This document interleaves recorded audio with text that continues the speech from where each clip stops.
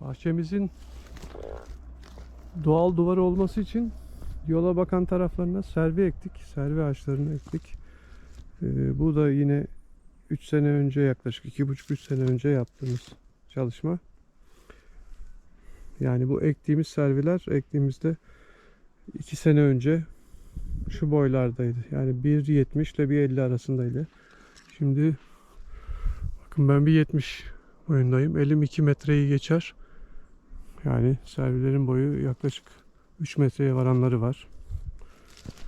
2,5-3 metre civarına geldi. Kimisi tabii o kadar uzamadı ama genelde büyüdüler.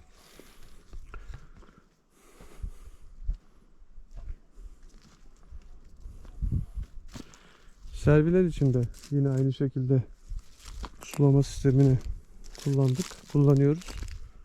Sıcak aylarda, yazın kurak mevsimde otomatik sulamayla sulanıyorlar.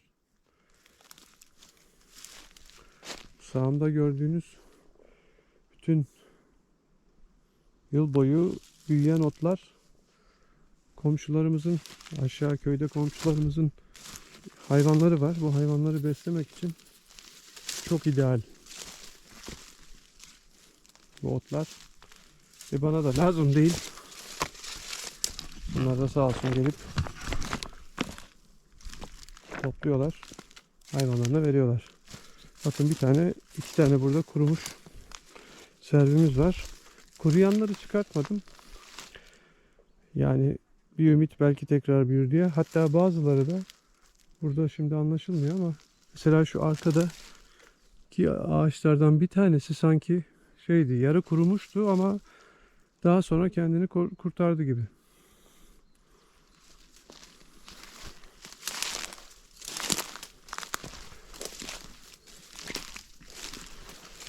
Böyle zamanla adeta duvar haline gelecek. Dışarıdan da göstermek lazım. Su depomuz var bir tane 5 tonluk. O işte sulama sisteminin çalışması için depodan basınçlı gelmesi lazım.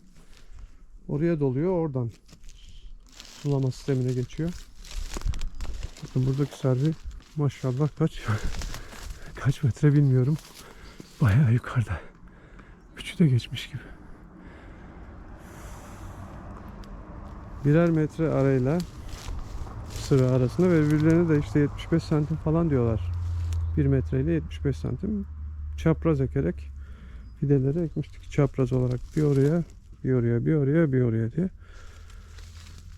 Güzel oluyorlar.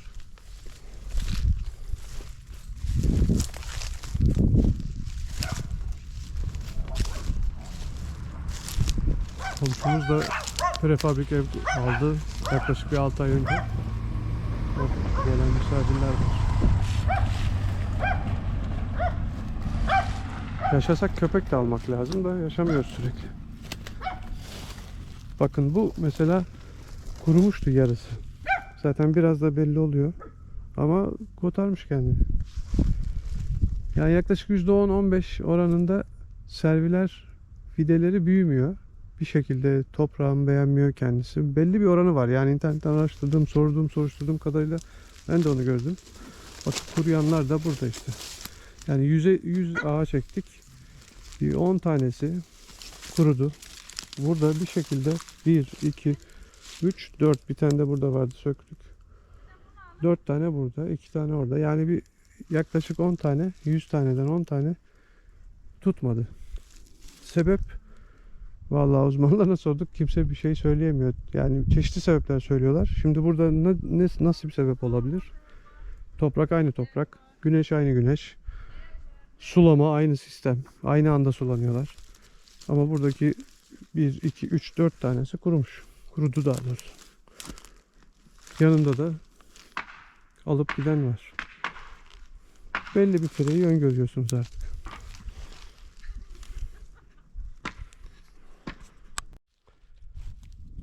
Fidelerin ve ağaçların dışında, bahçenin dışında buradaki yaşantıyla ilgili birkaç bilgi vereyim. Bakın böyle çok pratik yaşam alanı oluşturmanın yöntemleri var.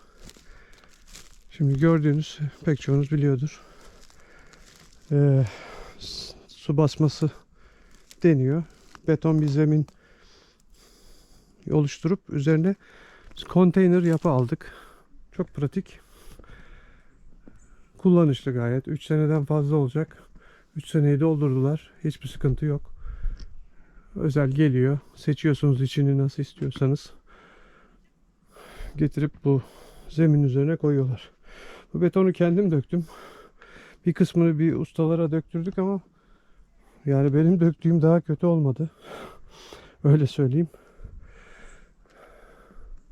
Bu 3'e 7'lik bir konteyner. İçinde herhangi bir oda ayrımı yok. Çift pencere. Dışını böyle sineklikle kapladım. Çok usta olmayan birinin çalışması bu.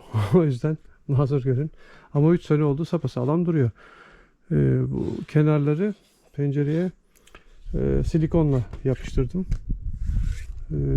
İkinci bir konteyner, küçük konteyner duş, tuvalet konteyneri aldık. Daha sonra yaklaşık 6-7 ay sonra da bir tane daha herhangi bir gelen misafir olursa, kalabalık olursak diye bir odacık şeklinde yine yaklaşık 7-8 metrekarelik bir konteyner daha aldık. Ya bunların maliyetleri çok düşük. Yani ev yapmaya kalksanız ister ahşap ister taş neyle yaparsanız yapın. Ya bunlar çok daha ekonomik. Ve temizliği kolay. Bulunduğumuz bölge çok soğuk bir bölge olmadığı için müthiş izolasyon, kalın duvarlar gerektirmiyor. Yani ben bu konteynerde çoluk çocuklarla beraber kendim de ayrı olarak kışın da kaldım, sıcak havada da kaldım. Tabii sıcakta biraz daha zor oluyor çünkü yukarıda olduğumuz için güneş direkt tepemizde. Bölgenin sıcak iklimi zorluyor tabii. Ama yaşanabilir. Yani aspiratör aldım içeriye.